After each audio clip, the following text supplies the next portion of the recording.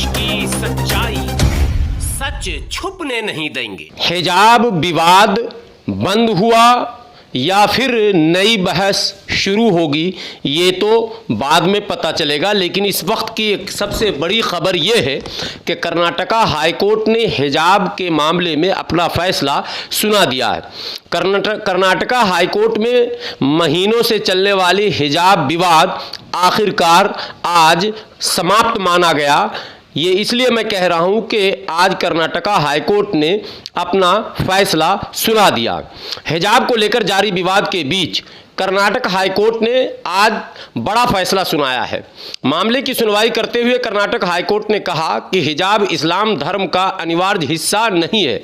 जी हां, कर्नाटका हाईकोर्ट का सबसे बड़ा फैसला यह है कि उसने ये कहा कि हिजाब इस्लाम धर्म का अनिवार्य हिस्सा नहीं है और स्कूल छात्रा यूनिफॉर्म पहनने से इनकार नहीं कर सकते। ये दो मामले सबसे अहम हैं। एक ये कि हिजाब इस्लाम धर्म का अनिवार्य हिस्सा नहीं है और दूसरा कि स्कूल की छात्राएं जो हैं वो यूनिफॉर्म पहनने से इनकार नहीं कर सकते।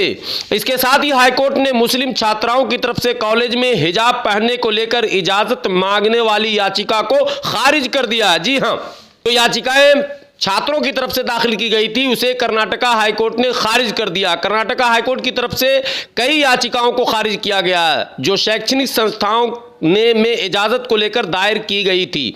इससे पहले कर्नाटक के कई जिले में धारा 144 लगाई गई थी। जी हां, यह भी एक बड़ी खबर है।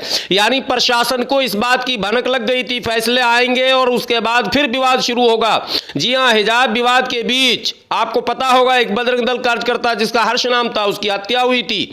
उसने भी मामला बहुत तूल पकड़ा था और पूरे देश में प्रदर्शन देखने को मिल रहा था।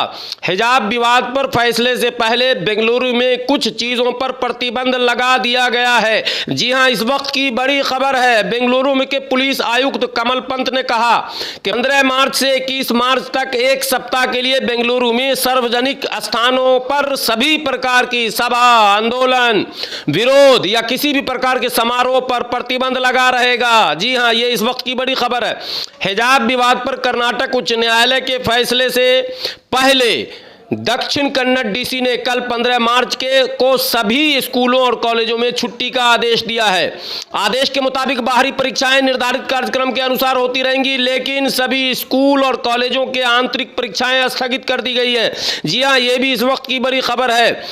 कलबुर्गी के डीसी यशवंत वी गुरुकर ने कहा कि कल हिजाब पंक्ति के फैसले के मद्देनजर जिला प्रशासन ने आज शाम 8 बजे से 19 मार्च की सुबह 6 बजे तक धारा 144 लगा दी है। जिले के सभी शैक्षणिक संस्थान कल बंद रहेंगे।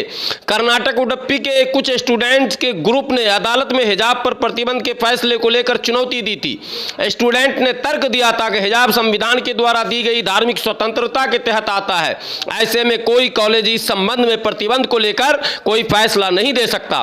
कर्नाटक सरकार ने इस मामले में कोर्ट से कहा कि सिर्फ संस्थागत अनुशासन से संबंधित लगाए गए प्रतिबंधों के अलावा देश में हिजाब पर कोई प्रतिबंध नहीं है। जी हां, ये भी एक बड़ी बात है।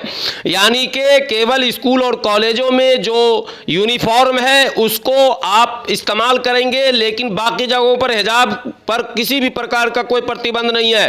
दरअसल विवाद उस वक्त शुरू हुआ था जब उडुपी के कुछ छात्रों ने शिक्षकों के उस अनुरोध को दरकिनार करते हुए हिजाब का इस्तेमाल बंद करने से इनकार कर दिया था। इसके बाद छात्र कोर्ट पहुंच गए थे। पूरा विवाद फिर बताऊंगा और उस पर पूरी स्टोरी लेकर आऊंगा। बने रहें आप देश की सच्चाई के साथ। ये इस वक्त की बड़ी खबर है। जी हां, बड़ी खबर। कर्नाटका हाईकोर्ट ने हिजाब के मामले में अपना फैसला सुना दिया है और साफ शब्दों में कह दिया कर्नाटका हाईकोर्ट ने कि ये जो है इस्लाम धर्म में यानी कि हिजाब जो है इस्लाम धर्म का अनिवार्य हिस्सा नहीं है। ये फैसले की सबसे अहम बात है कि हिजाब इस्लाम धर्म का अनिवार्य हिस्सा नहीं है, यह कर्नाटका हाईकोर्ट ने कहा है।